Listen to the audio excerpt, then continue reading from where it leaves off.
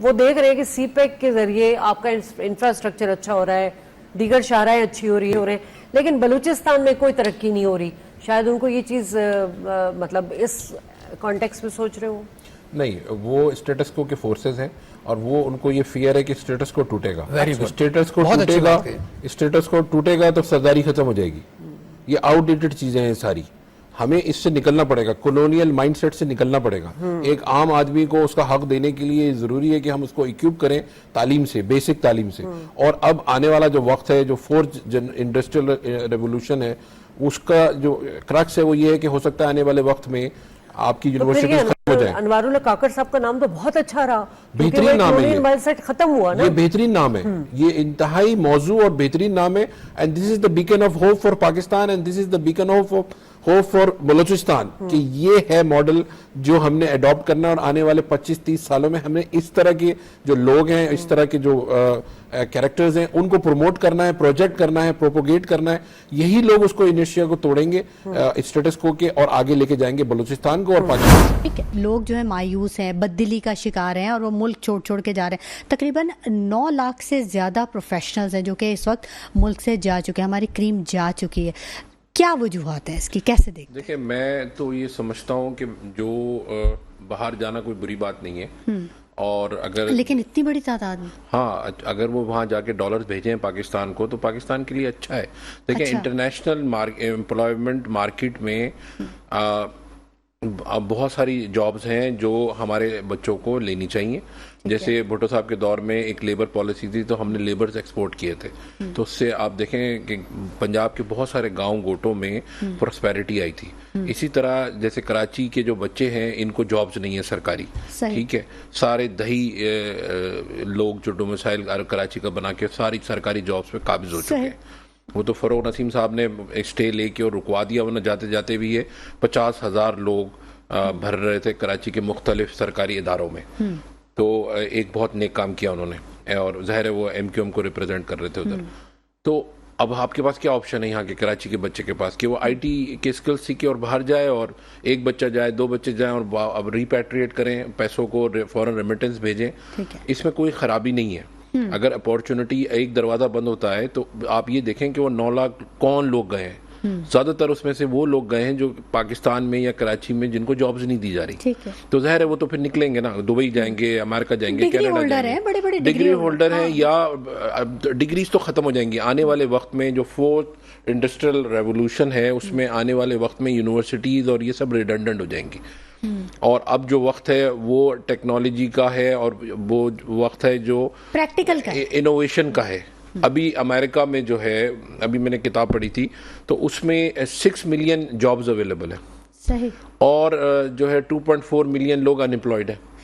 मगर वो लोग जो अनएम्प्लॉयड है वो हमारे एज ग्रुप के हैं, आउटडेटेड है, ठीक है, और जो उनको जॉब चाहिए वो आने वाले जो टेक्नोलॉजीज हैं, जैसे जब हम पढ़ते थे या जो बच्चों ने हमारे शुरू किया पढ़ना 15-20 साल पहले, तो वो A फॉर एप्पल और B फॉर बैट था। अब आका फोनोटिक्स पे चले गया, मैं नहीं पढ़ा सकता, नर्सरी के बच्चे को नहीं पढ़ा सकता। तो चीजें बहुत सारी चेंज हो गई हैं, पैराडाइम शिफ्ट हो चुका है। लेकिन हमारे यहाँ तो निसाब वही है जो हमारे अब्बा ने पढ़ा, वही हमने पढ़ा। नहीं, ऐसा नहीं है, हमने तो वही पढ़ा। जाहिर है, हम तो जाहिर है, मैंने 93 में MBBS किया था, तो हमने तो वही पढ़ा। मगर अब जो बच्चे हैं वो डिफरेंट पढ़ रहे हैं, अब चीजें चेंज हुई हैं। देखें, सारी चीजें खराब नहीं है पाकिस्तान में, जैसे हम उसको बिल्कुल ही आउटराइट कंडेम कर देते हैं, ऐसा नहीं है। हमारे पास जो है ना वो आइलैंड्स ऑफ एक्सेलेंस है, जैसे मोटरवे पुलिस है, फेडरल बोर्ड ऑफ रेवेन्यू में कस्टम्स का जो वीबॉक्स सिस्टम है, या पाकिस्तान सिंगल विंडो उन्होंने बनाया है, या आपके नादरा है, बहुत सक्सेसफुल प्रोजेक्ट है, सिविल एविएशन है। तो ऐसा नहीं है कि पूरा सिस्टम खराब हो गया। 19-20 के साथ है। मैं कभी भी पेसिमिस्टिक नहीं हुआ हूँ, ऑप्टिमिस्टिक हूँ, बट रियलिस्टिक भी हूँ कि हम जो कौम है ना पाकिस्तान की, वो बहुत अच्छी है, लोग बहुत अच्छे हैं, प्यार करने वाले हैं, एक दूसरे को अकोमोडेट करते हैं। जब कोई आफत आती है, कोई जल्जला आता है, तो सब आउट ऑफ द वे जाते हैं, को रंग, जात, नस्ल सबको भुला के लोग आगे जाके उनको रेस्क्यू करते हैं। और आप ये कोई हादसा खुदा ना खास्ता हो जाता है रोड पे या रेल पे होता है, तो आप देखें जो हमारी कौमियत और हमारी जो भाई ब्रदरहुड जो है वो बिल्कुल जाग जाता है। तो ऐसा नहीं है भाईचारा, तो वो ऐसा नहीं है कि हम लोग इस तरह के लोग हैं, मगर बेसिकली पाकिस्तान जो है ना वो कैप्चर हो गया इलीट कैप्चर के हाथ में। वो जो 2% 3% या जिस चीज को जुल्फकार अली भुट्टो ने 1970 में तोड़ा था, मगर वो बैकफायर कर गया और आपकी पूरी मईशत डूब गई और तबाह बर्बाद हो गया। फ्यूडलिज्म का शिकार है। हाँ, जो लैंड रिफॉर्म्स नेहरू ने किए थे ना, वो लैंड रिफॉर्म्स हमें यहाँ करने चाहिए थे। या जो बंगाल में लैंड रिफॉर्म्स हो गए थे, ईस्ट पाकिस्तान जिसको कहते हैं, और अब बांग्लादेश हो गया, तो यहाँ पे जो एरिस्टोक्रेटिक लैंडेड एरिस्टोक्रेटिक जेंट्री है, उसको जो हमने अपने सर पे बिठा रखा, उसको हमें हटाना चाहिए। उसके बाद उसको रिप्लेस किया आपकी इंडस्ट्रियलिस्ट जैसे नवाज शरीफ और इस तरह के जो लोग आए हैं जिन्होंने बहुत फॉर्चून्स क्रिएट किए, और ज़ाहिर है वो पॉलिटिक्स से ही अपने फॉर्चून्स उन्होंने क्रिएट किए, या लोगों ने लैंड ग्रैबिंग की, या रियल, आपको पता है रियल इस्टेट को हम इतना प्रमोट करते हैं। रियल इस्टेट एक इकोनॉमिक टर्म्स में आप जाके देखें तो वो एक मेजर फैक्टर है आपके इन्फ्लेशन का। सही। लोग कहते हैं जी 57% वो चलती है, जो है डाउन स्ट्रीम वो अलाइड इंडस्ट्रीज चलती हैं, मगर आपकी जो मईशत बेहतर होगी वो मैन्युफैक्चरिंग से होगी। और किस चीज़ की मैन्युफैक्चरिंग से होगी? उस चीज़ की मैन्युफैक्चरिंग से होगी जो आप एक्सपोर्ट कर सकें। आप टेक्सटाइल वालों को सर पे बैठा रखा हमने पिछले 70 सालों से।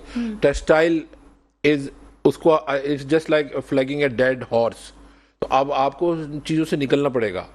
आपकी ब्लू जो इकोनॉमी है, जो आपके ओशंस हैं, आपकी जो फिशरीज हैं, जो श्रिम्स हैं, उसको एक्सपोर्ट्स करें, उसको एक्सप्लोर करें, आईटी को एक्सप्लोर करें, हार्डवेयर को एक्सप्लोर करें। मगर टेक्सटाइल में सारी मराहत ले लेते हैं, और वो जो आपकी मशीनें हैं, लूम्स हैं, वो आउटडेटेड हैं, आप उतनी अच्छी वो फैब्रिक नहीं बना सकते।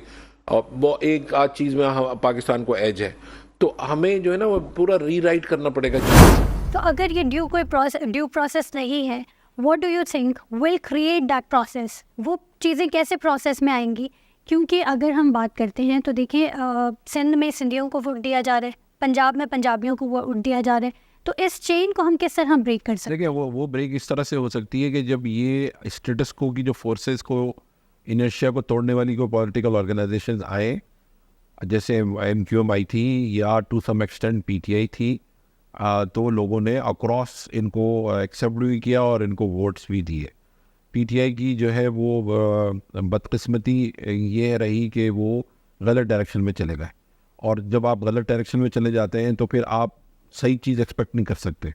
वो एक होप थी लोगों को, और एक थर्ड ऑप्शन भी थी, और बहुत उम्मीदें थी लोगों को कि शायद कुछ बेहतरी हो जाए, मगर चीज़ें और ख़राब हो गई उनकी मिस डायरेक्ट होने से। सही। अगर हम स्टैब्लिशमेंट की बात करते हैं तो आई थिंक PTI भी was a part of the establishment. What went wrong according to you कि उनको, उनकी तरफ से भी PTI को बैकिंग स्टैब्लिशमेंट की मिलना बंद हो गई? देखिए, एस्टैब्लिशमेंट जो है ना वो बैक इस तरह से करती है कि वो ये चाहती है कि पाकिस्तान में पॉलिटिकल स्टेबिलिटी हो, इकोनॉमिक रिवाइवल हो, सोशल जस्टिस हो, इकोनॉमिक जस्टिस हो, और जो है वो लूट एंड प्लंडर जो ये पॉलिटिशियंस करते हैं वो ना हो।